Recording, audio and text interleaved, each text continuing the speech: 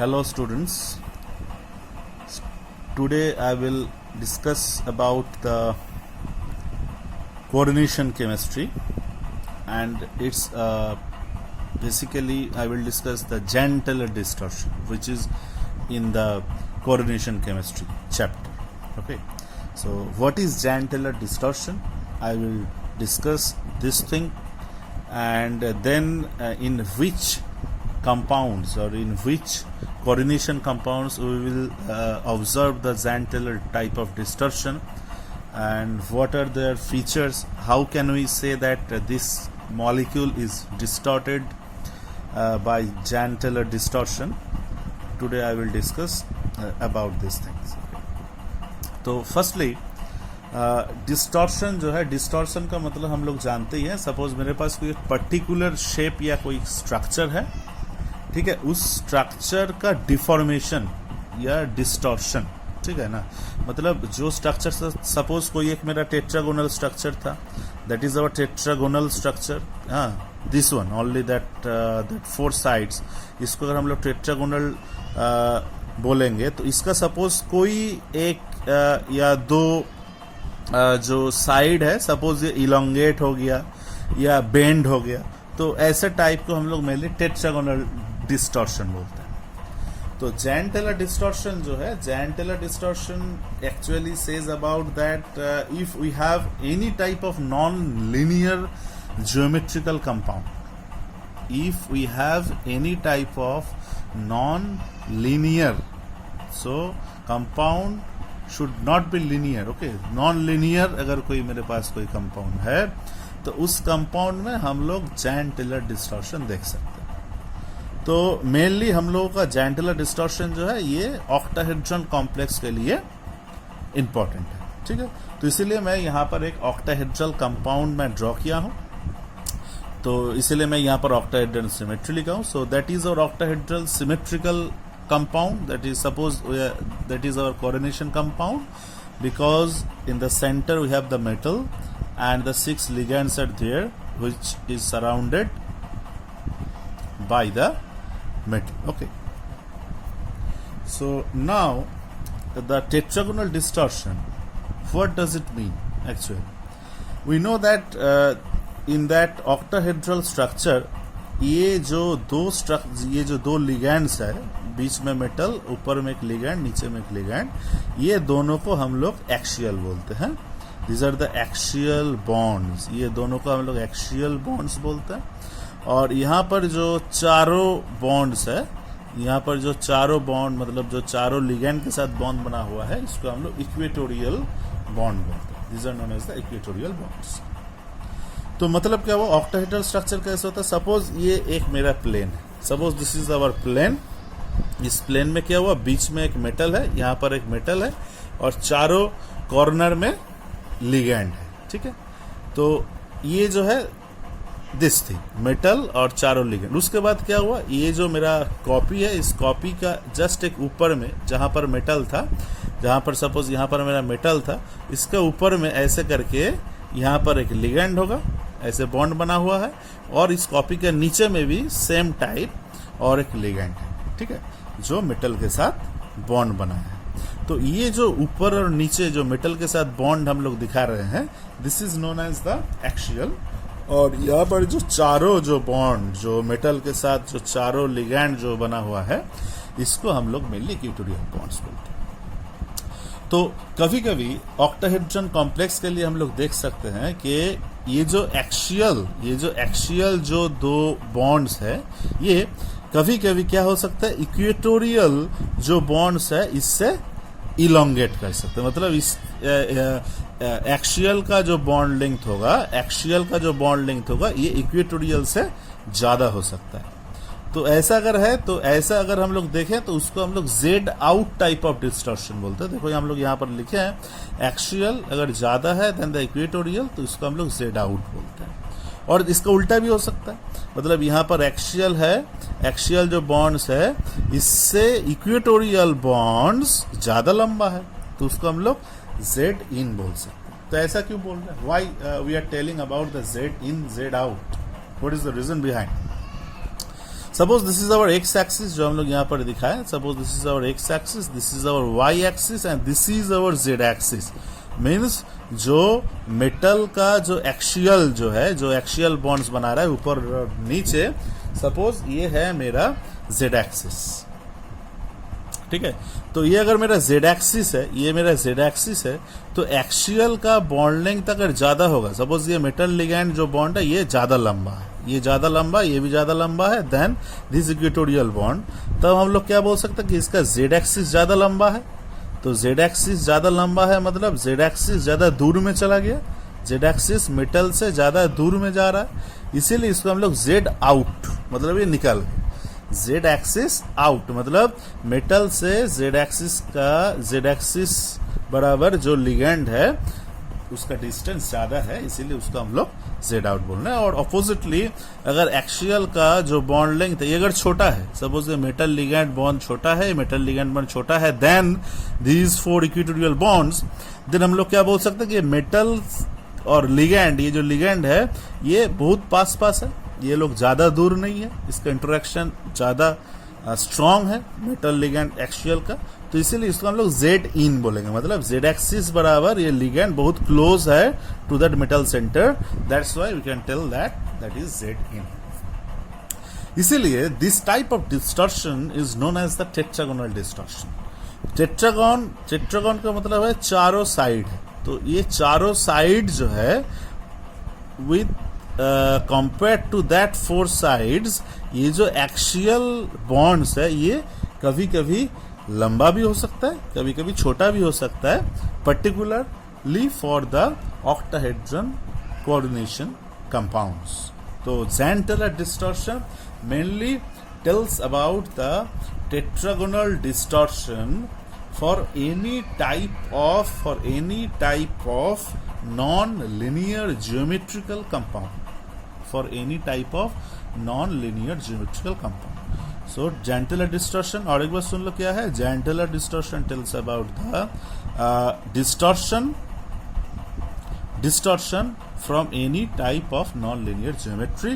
यहाँ पर हम लोग मेनली ऑक्टाहेड्रन के बात कर रहे हैं, तो ऑक्टाहेड्रन के लिए हम लोग यहाँ पर लिख सकते हैं that is also known as the tetragonal distortion from the octahedron symmetry. कैसे हो रहा है, कभी कभी एक्शियल और इक्वेटोरियल जो बॉन्ड है उसका बॉन्ड लेंथ कभी कभी वेरी कर सकता है। अगर एक्शियल बॉन्ड इक्वेटोरियल से छोटा है तो उसको हम लोग जेड इन बोल सकते हैं, और अगर एक्शियल बॉन्ड इक्वेटोरियल से ज्यादा है, बॉन्ड लेंथ ज्यादा है एक्शियल का, तो उसको हम लोग जेड आउट बोल सकते हैं। It's okay, okay fine. तो ये कब होगा, ये जेड इन या जेड आउट ये कब होगा, that is totally experimental. Z in होगा, ये जेड आउट होगा, ये हम लोग बाहर से उसका इलेक्ट्रॉनिक कॉन्फ़िगरेशन मतलब T2G और EG लेवल में कितना इलेक्ट्रॉन है ये देख के मैं नहीं बोल सकता, that is purely experimental. But हाँ, ये हम लोग बोल सकते हैं कि हाँ इसमें डिस्टॉर्शन होगा या नहीं होगा, जेड इन जेड आउट जो भी हो, इसमें डिस्टॉर्शन होगा या नहीं होगा, ये हम लोग बोल सकते हैं from the filling of electrons in T2G and EG level. Okay, T2G and EG level, I think you guys know, you guys already learned the CFT portion. In the CFT portion we have already discussed that for the octahedral compounds, the T2G should be placed here and the EG should be here, so that is our T2G and EG. That is for the splitting of the d orbitals, and that is our T2G set of the orbitals, and that is the EG set of the orbitals. And now I can discuss that when the Genteler distortion can be observed for the octahedron compounds. Okay, so the first point, listen, that the unsymmetrical filling on T2G, if the electrons will be filled unsymmetrically in T2G level, then we can observe the slight distortion. We can observe the distortion, मतलब axial equatorial के बीच में कुछ भी अंतर होगा, that is the distortion, ये तो हम लोग देखेंगे, बट ये स्लाइट डिस्टॉर्शन है। ये स्लाइड डिस्टॉर्शन होगा। कब होगा? जब अनसिमेट्रिकल फीलिंग ऑन T2G, जब ये T2G लेवल जो है, ये T2G लेवल अगर अनसिमेट्रिकली फीलिंग होगा तो उसके लिए हम लोग स्लाइड डिस्टॉर्शन देखेंगे। ओके, और अगर EG लेवल जो है, जो हम लोग ऊपर में EG लेवल जो दिखा रहे हैं, ये EG लेवल अगर अनसिमेट्रिकली फीलिंग हो रहा है तो उसके लिए हम लोग स्ट्रॉन्ग डिस्टॉर्शन देखेंगे। ओके, तो अगर EG लेवल अनसिमेट्रिकली फीलिंग हो रहा है तो उसके लिए हम लोग स्ट्रॉन्ग डिस्टॉर्शन देखेंगे। तो ये दोनों बहुत इंपॉर्टेंट पोर्शन है फॉर द ऑक्टाहेड्रन कॉम्प्लेक्सेस। अगर T2G लेवल अनसिमेट्रिकली फीलिंग हो गया इलेक्ट्रॉन से तो उसमें स्लाइड डिस्टॉर्शन देख रहे हैं, और अगर EG लेवल अनसिमेट्रिकली फील हो गया तो उसमें हम लोग स्ट्रॉन्ग डिस्टॉर्शन देखेंगे। ठीक है, तो डिस्टॉर्शन होगा, स्ट्रॉन्ग हो या स्लाइड हो, ये हम लोग बोल सकते हैं bye knowing the electron feeling in T2G and EG level. But Z in या Z out, कौन टाइप ऑफ डिस्टॉर्शन, कौन सा टाइप ऑफ डिस्टॉर्शन इसमें हो रहा है, Z in ये हो रहा है या Z out, ये हम लोग बोल नहीं सकते हैं। That is purely experimental thing. Okay, so now I will just right the electronic configuration once again, and then I will discuss in which case we will observe slight distortion and in which cases we will observe the strong distortion. Okay,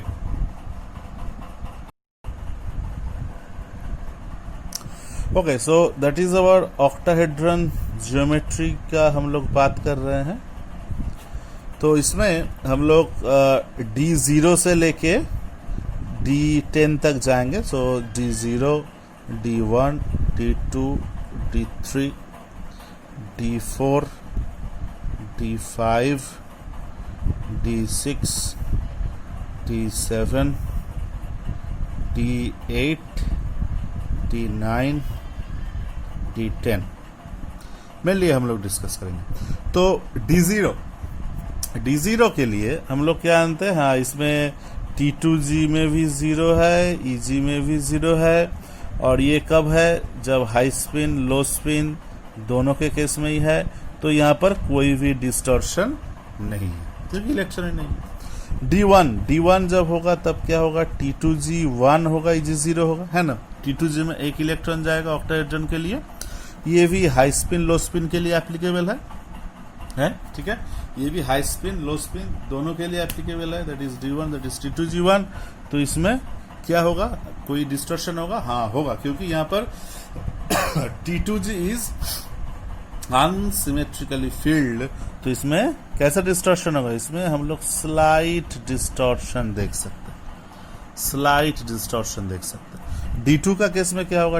D2 का case में T2G2 is 0 हो रहा है। ये भी high spin लो spin के लिए applicable है।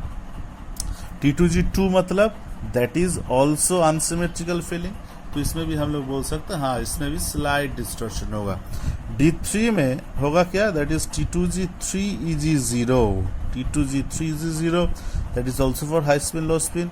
तो इसमें भी हम लोग क्या बोल सकते हैं? देयर इज नो डिस्टॉर्शन, क्योंकि T2G3 का मतलब दैट इज सिमेट्रिकली फीलिंग। एक T2G3 मतलब तीनों है, DXY, DYZ, DZX, तीनों में एक एक करके इलेक्ट्रॉन गया है। So that is symmetrical, totally symmetrical. So there is no type, there is no distortion, there is no Jahn Teller distortion at all. Okay, next D4। जब D4 आ गया तब हम लोगों को हाई स्पिन और लो स्पिन की इलेक्ट्रॉनिक कॉन्फ़िगरेशन अलग हो जाएगा। तो मैं फर्स्ट क्या कर रहा हूं? मैं फर्स्ट हाई स्पिन के लिए दिखा रहा हूं। That is T2G3 EG1, that is our high spin. और D4 में ही another is also there, that is T2G4 EG 0, that is our low spin. तो जब T2G3 EG1 हो रहा है, जब हाई स्पिन हो रहा है, यहां पर देखो T2G3 that is symmetrical, but EG में एक इलेक्ट्रॉन है, so obviously that is unsymmetrical. So unsymmetrical feeling in EG, so that means there is strong distortion. जब D4 high spin होगा, so there is a strong distortion. यहाँ पर क्या है? T2G4 that is also unsymmetrical. तो यहाँ पर क्या होगा? There is slight distortion. There is slight distortion. Next is our D5. D5 में क्या होगा? That is T2G3 EG2. T2G3 EG2 दोनों ही क्या है, दोनों ही ये हम लोग जो लिख रहे हैं that is in case of the high spin, और ये दोनों ही सिमेट्रिकली फील्ड है, so there is no distortion. But यहाँ पर क्या होगा, that is T2G5 EG0, that is for the low spin complex. T2G5 मतलब अनसिमेट्रिकल, सो T2G है, इसीलिए that is our slight distortion. इसमें भी हम लोग स्लाइट डिस्टॉर्शन देखेंगे. ओके, जब हम लोग D6 के बात कर रहे हैं, D6 में क्या होगा, D6 में हम लोग लिख सकते हैं that is T2G4 EG2, that is for the high spin, और इसमें क्या लिखेंगे, that is T2G6 EG0, that is for the low spin, that is for the D6. तो D6 में क्या हो रहा है, D6 में T2G4 EG2 हाई स्पिन के लिए. यहां पर हम लोग क्या देख रहे हैं, EG2 that is symmetrical. Okay, but T2G4 that is unsymmetrical, so there is slight distortion. यहाँ पर क्या हो रहा है, लो स्पिन में T2G6 मतलब सिमेट्रिकली फील्ड हो गया, so there is no distortion. Next is our D7. D7 जब हाई स्पिन कॉम्प्लेक्स होगा तब क्या होगा, यहाँ पर T2G5 होगा, EG2 होगा. T2G5 EG2 मतलब EG2 that is symmetrical, but T2G5 that is unsymmetrical, so there is slight distortion. And जब D7 हम लोग देखेंगे इसको, that is T2G6 और EG1 में जाएगा, है ना. T2G6 हो गया, EG1 that is for the low spin. तो T2G6 मतलब that is symmetrical, but EG1 मतलब unsymmetrical. EG unsymmetrically अगर फील्ड है तो इसके लिए क्या देखेंगे, इसके लिए हम लोग strong distortion देख सकते हैं. Okay, next is our D8 system. D8 system में that is our T2G6 EG2, okay, that is for the high spin, T2G6 EG2.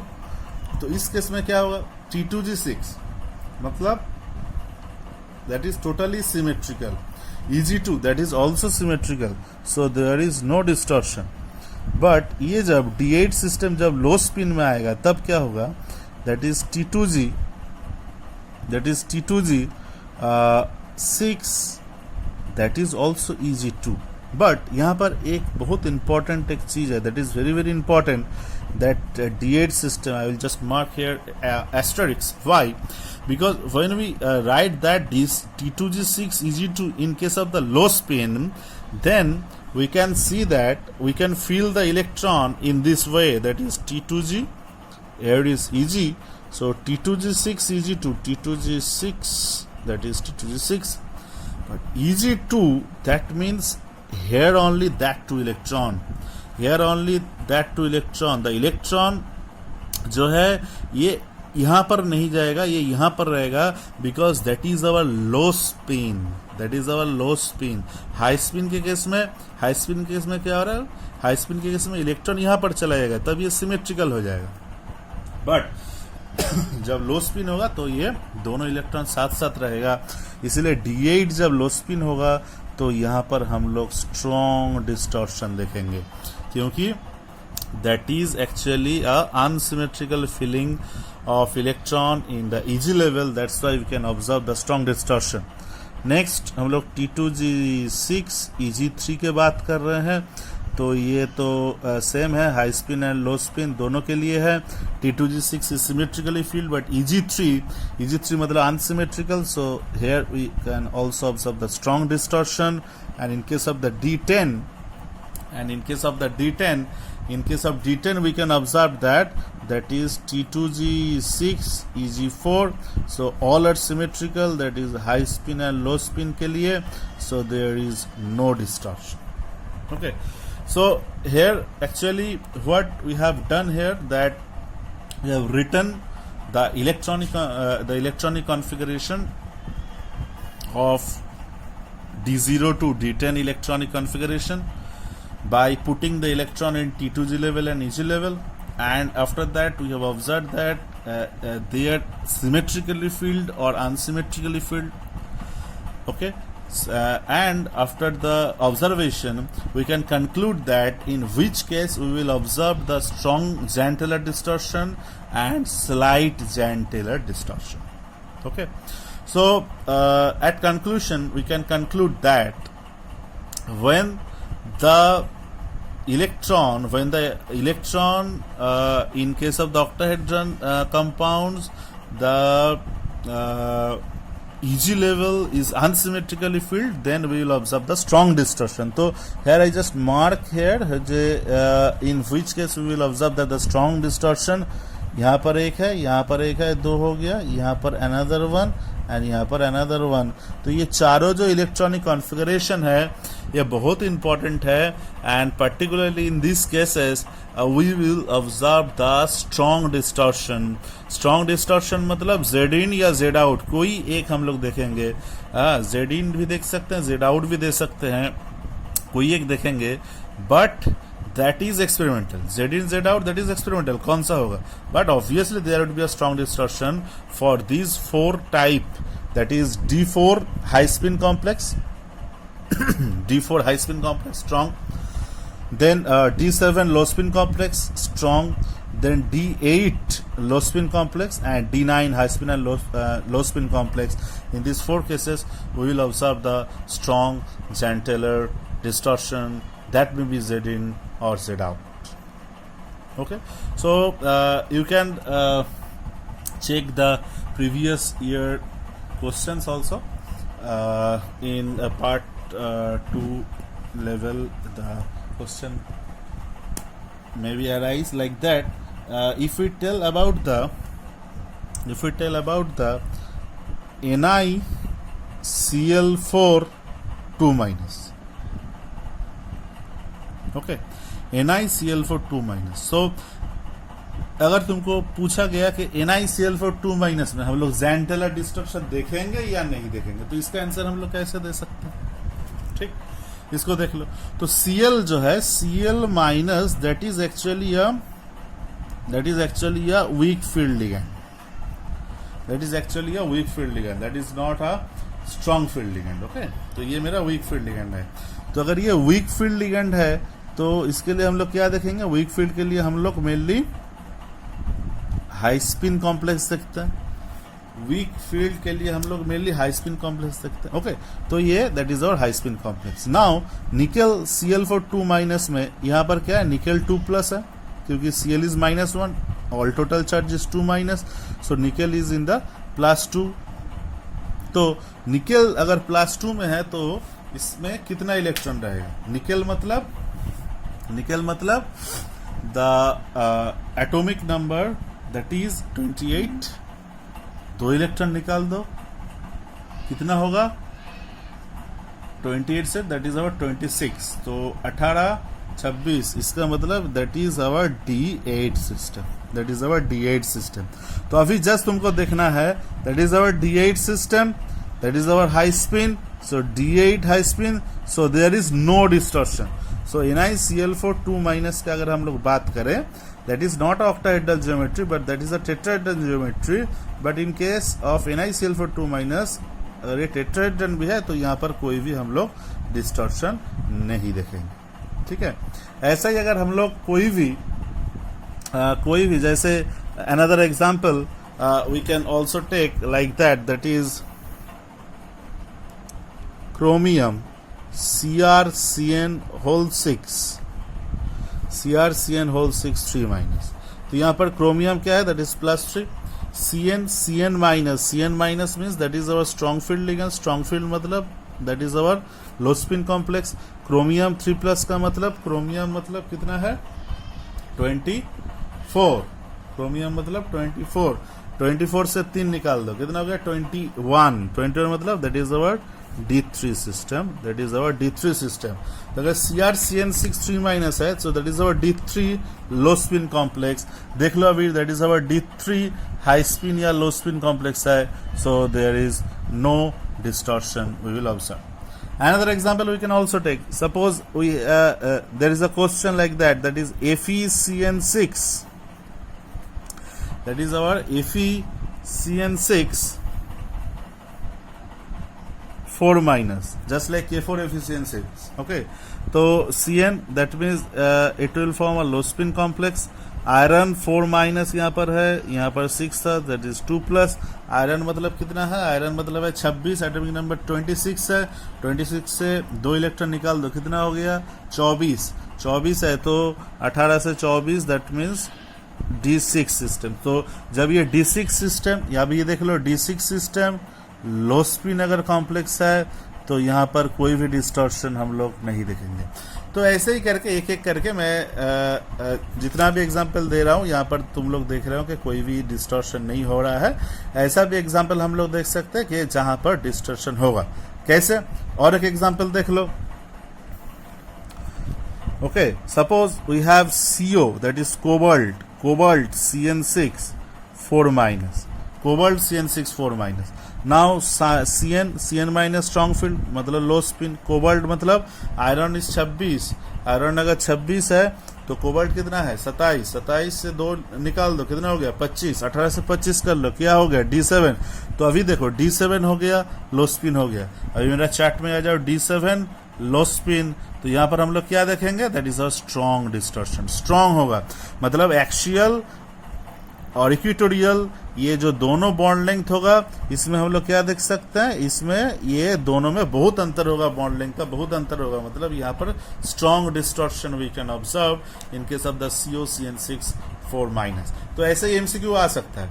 Suppose यहाँ पर जो भी मैं एग्जांपल दिखाऊं 1 2 3 एंड 4, सपोज ये कोई भी एग्जाम्पल, ये चारों एग्जाम्पल दे दिया और क्वेश्चन आ गया कि कहां पर मैं जैन टेलर डिस्टॉर्शन देखूंगा, तो obviously the answer is CO CN6 4 minus, because that is our D7 low spin complex. In case of the D7 low spin complex, here we can observe that EG level is unsymmetrically filled, and in